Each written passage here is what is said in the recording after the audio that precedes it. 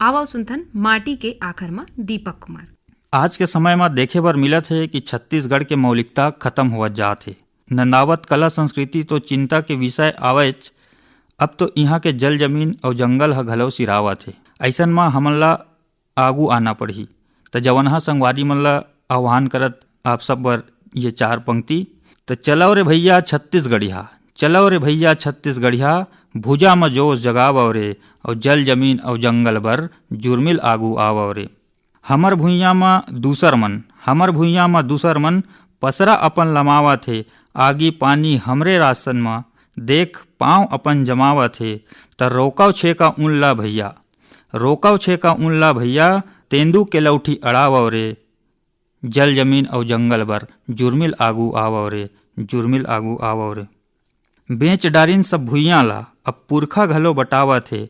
दूसर भाखा राज में आगे हमर छत्तीसगढ़ी नंदावत है। त महतारी भाखा के मान बर अब घेंच अपन कटावो रे।